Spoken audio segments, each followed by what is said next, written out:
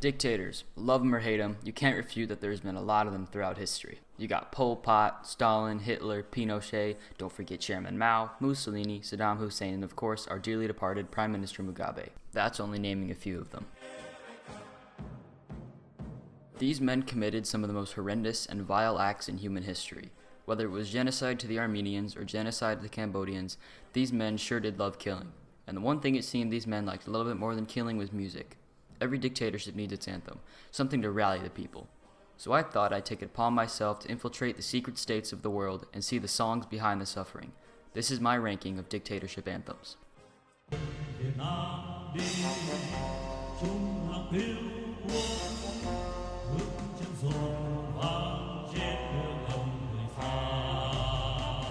As dictatorship anthems go, Vietnam did it right.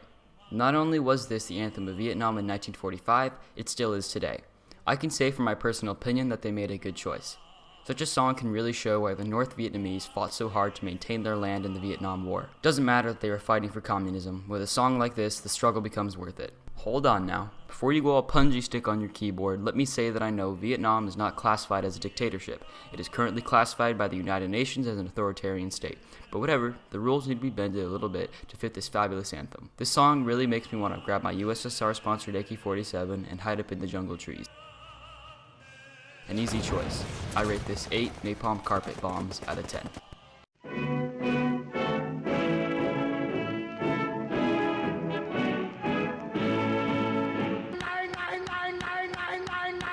Blitzkrieging right into this list is our next pick, Nazi Germany. The anthem for such a brutal time in German history is pretty underwhelming in my personal opinion.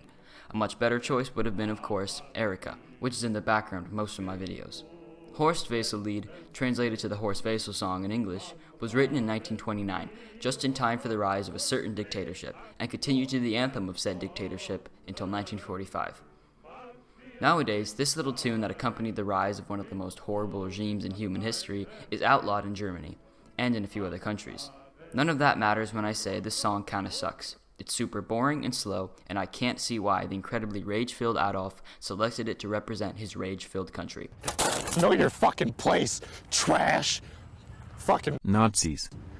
Don't give a fuck about no Nazis. They ain't got no soul. Anyways, yeah, this sucks. I rate it 4 Jericho trumpets out of 10.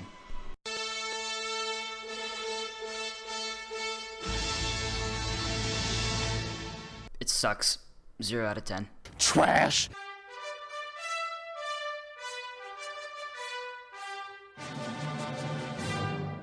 So yeah, Communist China just kind of stole an already existing French left-wing anthem and translated it to Chinese. Not saying that that fact is inherently bad. A lot of countries' anthems are just stolen with changed lyrics. Take for example the United Kingdom and Liechtenstein, or Estonia and Finland. Their anthems are just the same songs. The song, the Internationale, is in itself not such a bad tune. But what makes me want to rate this so low is the absolute laziness that led to its Chinese counterpart's creation. Simply translating the lyrics of a pre-existing left-wing song is the worst way to give your oppressed masses something to rally around. A good anthem is personalized and acknowledges the history and struggles of the people and the country in the past. This boring translation shows none of that. I rate this 4 facial recognitions out of 10.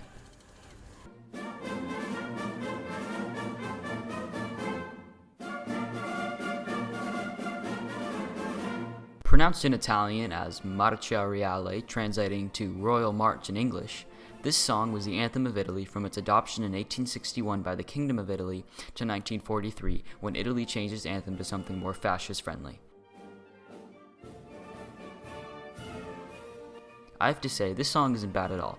The flutes and other woodwinds that lead it do sound really good, but what really lacks in this anthem is the force and patriotic anger that usually accompanies these dictatorships.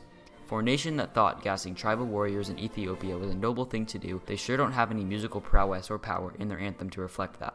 Italy's anthem during this time period almost accurately portrays their military in World War II, slow, timid, and useless at rallying and uniting the Italian people. I rate this 7 Battles of the Isonzo out of 12.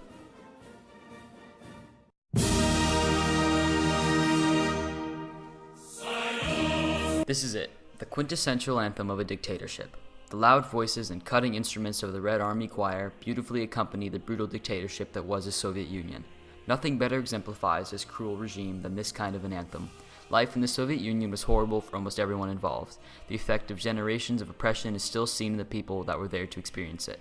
I'm sure there's a few basement-dwelling neo-commies who would like to disagree with me and tell me how great life was behind the Iron Curtain, but please go spew your spoon-fed agendas somewhere else.